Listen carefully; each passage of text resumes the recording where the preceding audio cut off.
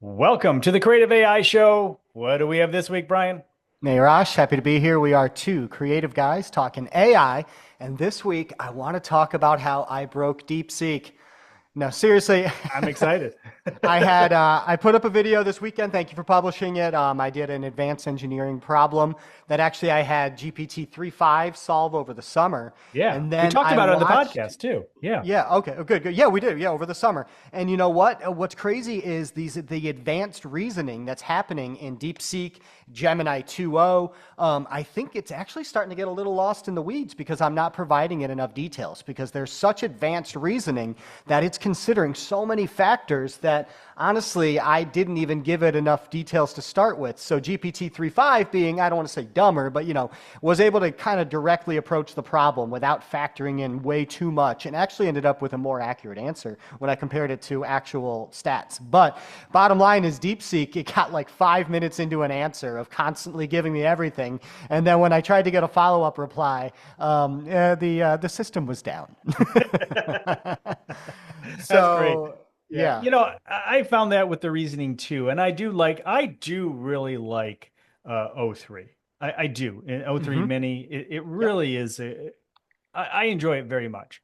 However, sometimes I go to 4.0 Hmm. just for the quick conversation, just for the Right. smart enough to give me what I need to the point. And Right. and Without that having to remind me that it took 19 seconds to think of it. yeah, and then Yep. write all this stuff out that I just really didn't care about, 10 Yeah. minutes to say hello. Okay. It just Yep. it doesn't need to be that. But that's what the model is. So and that's also a good Right. point in terms of different models have different uses. And it's important to understand that, whether it's visual or video or LLM. I mean, they have there that's why there are multiple models. Right, and that's what I'm learning more and more, especially with your the videos you're putting up about, say image to video or a lot of these other higher end tools like that. Is there's so many different ones, and they're each for a specific direction. Say, for example, the first music video I created for my band, I wanted it to be a really dream world, abstract type imagery, so not really looking real, and Dolly 3 was perfect for that. Right. Now, this next one, I'm wanting it to not be as much dream world, a lot more realistic world, a lot of real emotions on face. So you know what? I'm turning over to Grok to produce my imagery because I think it's superior in that direction. And Sure. I've learned that from you, showing examples of all these different types. So thank you for that. Oh, Um, yeah. So, all right. Well, just real quick, my other topic today is I want to give advice to the creatives on the best ways to use AI to make a really good looking product. And my advice is don't count on the AI too much. hmm. Okay. So get your product as close to good. I'll dive into it a little more later, but Sure. just ways that I've kind of struggled with a little bit to create a really high end product, and ways that I want to give some advice on how to do that. So, all right, I've officially talked too much. What do you have going on No, today? you're great. And actually, I am taking a cue from Bryon this week. I have three topics. Ooh, nice. I just added one actually from today because it's one I've been thinking about, and that is Hugging Face. And Hugging Face it was actually Nate Jones that mentioned it again today in a TikTok. And I'm like, I've been thinking about sharing more information about that because there's some good stuff there. So I'm gonna get into that. I want to Okay. talk in. I want to talk about OpenAI deep research, and then I have some updates on some of our favorite video platforms, what they have added, and how it's working out. Yeah, yeah. Speaking of video updates, they did an update on the Captions app that I'm not too happy with. I got a couple workarounds now, You so know what? Somebody commented on one of the yep, videos. It said exactly that. They're just not yep. too thrilled about that update. And I was going to ask you about that. What Uh, what what do you think? What's the So, deal there? the same tools are still available. They just hit them a little differently and moved them around and stuff like that. So I've had a couple additional workflow things. So for example, there's a prompt to caption. So you could put in a prompt and it'll then give you with a full on script. Whereas I want to just put my own script in. So before I could just delete 100% the script it would give. Hmm. And now if I do that, it would then kick me back a step so it can then AI produce another script for me. Oh, yeah. So I had to Saw that in delete your everything video. besides like Yeah. one word and then Right. paste it in and then make it happen. So it was more of a frustration and a workaround, but at the end of the day, I still got where I needed to be. Good. Good. Excellent. Yes. So, So all right, those are my I three. want to, Yeah. Go ahead and yeah. do your So thing first.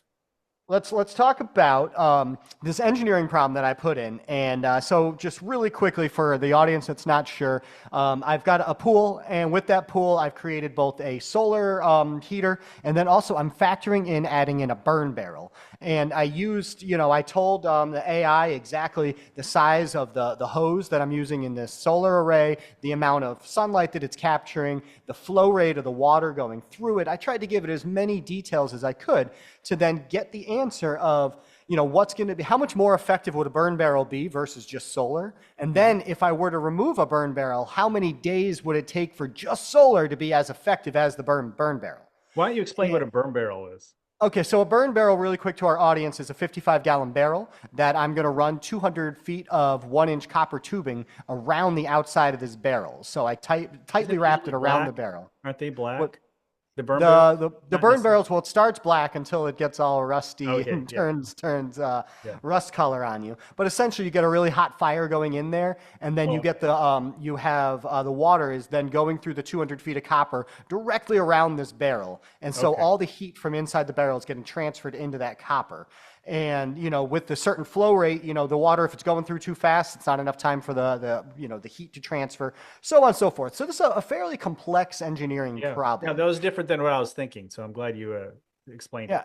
And you know what? DeepSeek had to go through about 3 different times and figure out what I even meant by a burn barrel. So that's one of the reasons that it got tripped up so much. And I just realized how little information I actually gave these LLMs to figure out this problem when I saw the length of the reasoning that DeepSeek had to go through. So one of the big differences of DeepSeek R1 versus some of the others is that it will tell you step by step what it's thinking, what it's doing, why it's doing what it's doing. And honestly, I found that to be very helpful because it shed some light on all of the details that I omitted from giving it this. So it showed just how many assumptions that it had to make. Sure, right. And with a complex engineering problem like this, the more assumptions that the AI has to make, the more it probably is going to deviate from a real answer. Absolutely, yeah. Yep. So again, that's why I think ChatGPT 3.5 answered this question a little more accurately, half a year ago than the newer models, because the newer models, again, are doing such advanced reasoning that I needed to give it some more information to really get there at the end of the day. Called overthinking it. Right. Exactly. Yeah. So it was definitely overthinking it. And so, I learned a lot from there, but at the end of the day, I ended up breaking DeepSeek because when I had a follow-up question, it was like, hey, it just took me 5 minutes to think of this. Give me a second. I need a break. I need a snack or something. And so, but then, I was very disappointed with Gemini 2.0's mathematical response because it was so far off. And I realized that the problem was, probably more in the seat than in the program because I didn't give it enough information. Okay. And so when I did eventually provided some more information, I actually dove in a little deeper after the video I provided for you. I ended up getting closer, but I kind of had to spoon feed it some information to get closer. So I did actually have an observed data, which I thought that was the most important at the end of the day, was I wasn't just assuming that one of these LLMs was correct in its math. I wanted to compare it to my observed data. Okay. And then do a percentage off. So, anyone who's listening, if you're curious on that, a little longer, I think it was like a 12, 15-minute video somewhere in that world. And I went into the details. But it was really cool to see each of the, so what I used GPT 3.5. I used GPT 03 Mini, which is my favorite, the one that, kind of my preferred go-to. I used Claude. I used the free version of that, which actually got us a pretty good answer, probably because it wasn't using too many advanced levels of reasoning. And then I used DeepSeek R1 and Gemini 2.0 with one of its newer advanced level ones. Okay. And then one of the other things I wanted to speak to really quick that I used Gemini 2.0 for this week, and I want to see, I know you did a good video on Gemini 2.0 this week, but its ability to analyze a YouTube video. Yeah. So that was really cool, but I was a little disappointed when I started to pull back the layers a little bit.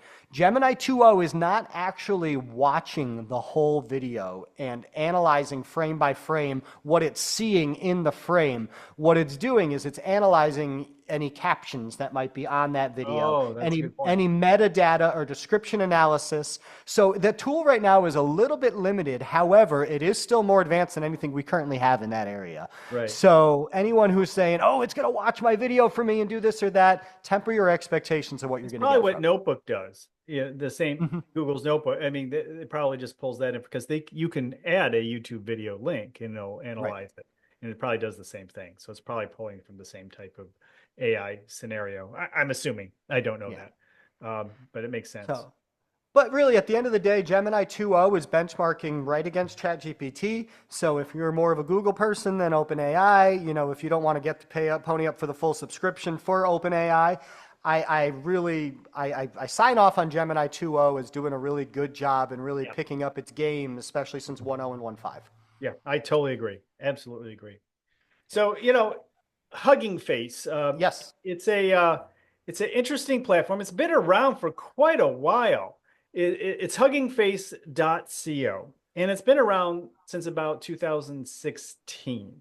Oh, wow. And I've played with it. I go in there. It's the best way to look at it, the way I've looked at it. It's kind of a GitHub, but more specifically for AI developers. And so here's the thing. They opened up a place called Spaces there. I don't know how long that's been open. I only discovered it probably about a month ago, 3 weeks ago, something like that. Okay. But they have hundreds of thousands of AI apps there. So you have developers with the ability to share their work there when they're pulling from various APIs. And so maybe a few weeks ago, I talked about Janice, the DeepSeek image creator, and I said it wasn't that good. Well, the only place I could find it was on Hugging Face, and that's where I tested it out. And so I don't know if, maybe that developer didn't do a good job with it or something like that. I've since heard that other people have been kind of disappointed, but I have a feeling it was probably better than what I got at the time. Okay. But anyway, that Hugging Face, if you are really interested in finding interesting solutions, kind of at a geeky level, Hugging Face is a really cool place to go to and just see what other people are developing. Or when you hear about an open source system and you're like, but I don't know how to download that to my computer and work with it. I don't know how it's going to go to Hugging Face, see if someone's developed something and put it there for you to play with. So Okay. that's so when you hear about these new things coming out and they say open source and there's no website to go to, that's your answer. So anyway, that's what I had to say about that. What do you got? Have you played with Hugging Face at all? No, actually, in this conversation might be the first time that I've heard of it. But Okay. you know what, though? Because your direction, you are a bit more in the weeds with coding and creating programs and doing these kind of things, whereas I'm using the programs that are in front of me. So I see how that's a little more in your direction. So, but speaking of using programs and actually trying to develop content that you're submitting to your clients. And oftentimes at the end of the day, that's all that matters is that your clients like the program or like, the product that you're giving them. And we share some clients and some of them are a little more demanding than others. And if you give them something that even 5%, smells like AI, oftentimes they're going to put a little bit of, hesitation to it. So I want to talk to my creative audience about ways that we use AI to make the product look perfect. And at the end of the day, what you really need to do is don't make the AI work too hard. So this is, I'm going to say it again, don't make it work too hard, meaning in many different directions. So say, for example, I've claimed to my clients until I'm blue in the face. It's like, hey, you don't need to stare right at the camera. You can read the script. Your eyes can dart around. They can do whatever they need to. But if they're looking really far off camera at that script, or if naturally their head moves side to side and they have some other things that are happening, there's only so much that AI is going to be able to correct those eyeballs and keep them directly on the camera without it starting to look a little bit wonky. Mm-hmm. So, you still have to control your product in the beginning part to get it as close to perfect to allow the AI to then get you across the finish line. Okay. So, if you do need to reshoot, and this is for many different things. So, say for example, on color correction or on video quality. So say, or on so say color correction or audio quality is what I meant to say. My apologies. A lot of the video editing programs now have AI built in to where they can enhance the voice. Yeah. But if that voice already sounds pretty darn good, and then you add the AI correction, then yeah, it sounds great. But if that voice is in a crowded room and you're trying to eliminate a lot of background noise and you're trying to make this AI work really hard, then oftentimes it's doing exactly that. It's compressing it so much, getting rid of that background noise that all of a sudden your main character starts to sound tinny and there's no amount of AI correction you can add to get that, sounding good. Right. So you do still need to mic them up and do your due diligence ahead of time, and don't just rely on the AI to produce a stellar product for you.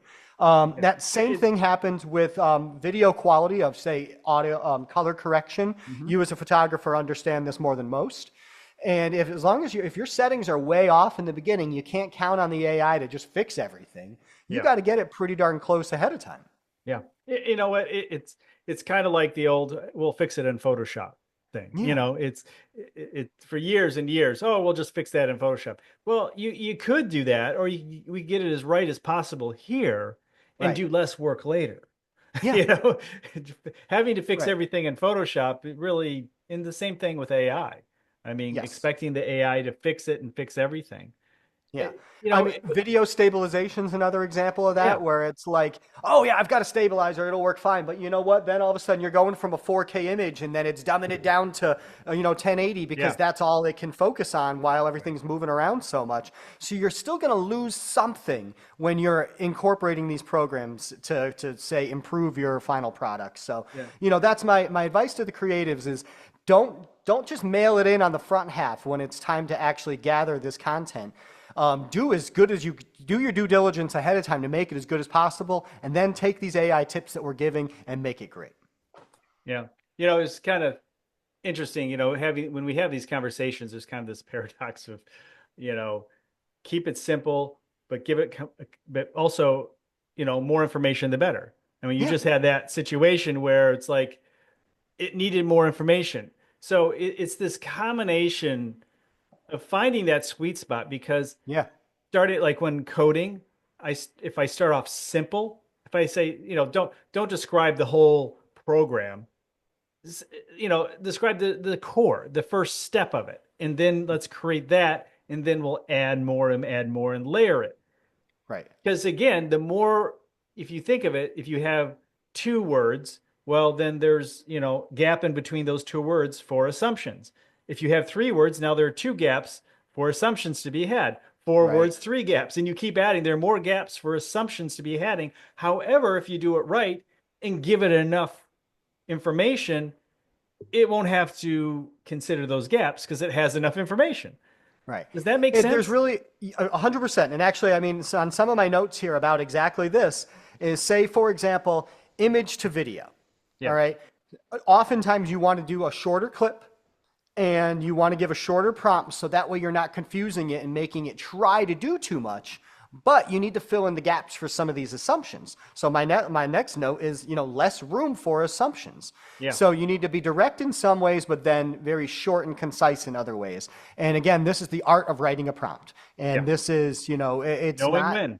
knowing when Experience. and how and exactly, and experience having many times of failing where I did a one for a HVAC client where I wanted to show an example of using a smoker near an outlet to see if air is coming in that outlet. Mm. And when I had Sora do it, it actually took like a chimney snack of smoke right out of the outlet, and it didn't look the right way at all because these things are actually smoke going up in front of it and then getting moved by the air.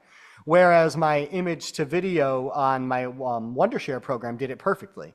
So it's just funny, the different ways and using different programs and giving it just the right amount of information to generate the response you're looking for. But I'm sure you've seen it before where if you do a 4-second video, it's good. Then you try to expand that video out to 8 seconds and then you Right. start to distort and you start to lose the video a bit. Absolutely. Yeah, Absolutely. very good. Again, that experience is what people I think are paying for now. and Yeah. we'll continue to pay for at some level. I mean, obviously the AIs are going to get smarter, but you know, when they're talking about Chat GPT 5, how it's just going to be smarter than everyone. But, I would suggest most of these AIs are smarter than everyone right now in the Yeah. sense of, I mean, maybe the logic and the reasoning there are people who are much smarter, who are brilliant, but really most of these AIs have a 155 IQ. The average IQ is 100. And not only that, I mean, even a person who has 100 IQ who's read the entire internet would be someone I'd go to, and Right. have someone who's really smart and good at reasoning who's read the entire internet. I mean, I think, just it's still going to matter how we write these prompts Yeah. and, just how we craft it. So I'm going to Yeah. pass it back to you for your open AI deep research. Yeah. So speaking of those smart AIs and all that, so, again, knowing what to ask, learning how to interact with these very smart people and AIs, OpenAI now has research. And so this deep research allows you to put in the prompt or request for the AI to go out there and take some time. I mean, it's reasoning beyond reasoning. It's going to go Mm, out there, take some time, find the information, and then even come back to you and ask questions along the way and spit out a final, report. yeah, This right now is still in the $200 um, program with OpenAI, got it. but they have said that it is coming to everyone. So, I mean, maybe the next few months, a lot of those things will be coming to us. And so, is it for every day? Absolutely not. But if you really want, you thought, I wonder, what's the answer to this, or what, just some investigation about something that maybe you want to do within your business, or Hmm. some ideas, or whatever it may be. Give it the prompt and see what happens Yeah. when this comes out. If you have 200, awesome. So you have the opportunity to use Operator with that $200 plan. So that's really Hmm. cool. So there's a lot of great stuff, but a lot of that, if you have a little patience, is going to be coming back to us eventually for the basic plans, because they keep adding higher levels of Yeah. AI that I think people will pay for, and really the researchers are going to want. So one of the Facebook groups that I follow, it's called Advanced AI Prompts for Engineers, Hmm. and they will sometimes give examples of people, using it in different situations. And somebody talked about a coworker of theirs who just invested in the $200 a month, Hmm. and their bosses were none the wiser. She went from being the lowest performing employee of the company to within a week being the best performing employee of Oh, the wow. company, and she fully automated nearly her whole job Wow. Amazing. using But Operator. yeah, but that's Is that's that the good or deal. bad? Yeah, I that's why I wanted to, I've had credit card in hand tapping the Yeah, computer like, I yeah. want this, because I can think of a lot of things that Operator could Workflow probably wise. do. Right, Deep research could do if I right. have a specific idea related to my job within, the Google world, the coding world, informational, some of my side projects. There are things I really want deep information understanding on. Yeah. Yeah, I don't want to sit there and Google and go through everything, but it'll let you do that. So anyway, so do you have another topic, or am I on to my third? No, Okay. you All right. So bring my it on third home. topic, we had a few new updates. Pika updated. Remember, they just updated to 2.1. Well, now they have Pika Turbo, so which Nice. is turbo. It is pretty fast, but along Okay. with that came additions. And that's really pretty cool. What's additions? Well, we know that like Kling has elements, Hmm. and there's different type of, everybody has their own different name for it, where you take an image, one, two, three images, and maybe four, like you can in Kling, and then it'll combine them and turn them into a video clip, Right. right? Well, additions is you upload your video and add a photo. So it could be a home video, Yeah. and so Of I your had dogs running in the yard? yes, the dog's running in the yard with a robot chasing it. Yeah. Didn't work out that well, That one but was interesting, I will it say. was, but there's a couple of the other ones were okay. And I played around, and I guess just like any of them, it's that experience, just like we're talking about. What will that program work well with? For example, Pika, you can add 6 images. It used to be called ingredients, and now they just changed the name, and the name escapes me. But I did. It had the plus button. It didn't say 4 images or 3 images like others or 2 images. It just had the plus button. So I plussed it out until I got to the maximum, and it turned Yeah, out to be 6 images. So that's that's great. great. That's the most, knowing that if you want 6 images. But the reality is, I think 80 to 90% of the time, you're going to want three: background, subject, and the thing the subject is interacting with. Because Hmm. I found that if they're like two subjects, things start getting mixed up and they start morphing together, at least at this point. So that's Right. worth noting. So anyway, so Pika, oh yeah, scenes. That's what Pika calls it, scenes versus ingredients now. Yeah, and if anybody's listening to this show and you haven't checked out our YouTube channel yet, please check out Rosh's video he just did with this. And I think he put it up Friday. It's already doing really well. Yeah, it is doing Um, well. and but it's just fascinating to see how it was able to kind of do it not well and then see how it did it pretty well. So Yeah. please, I invite you, and please like, subscribe, all the good things when you do get Yes, back there. exactly. Thumbs up. Yes, All that good exactly. stuff. Absolutely. So I think that's everything, Brian. What do we We got? have gotten there. Yes, yeah, Yeah. we're Okay. good. All right. Well, thank you everyone for listening to the show. You can always catch us on YouTube every Monday, and of course, your favorite podcast channel, whether it's Spotify or Amazon, or we're all over Amazon's the mine. place. Yeah. So, and that's where you can listen to two creative guys talking AI. All right, very good. We'll see you all next week. All right. I've got editing to do.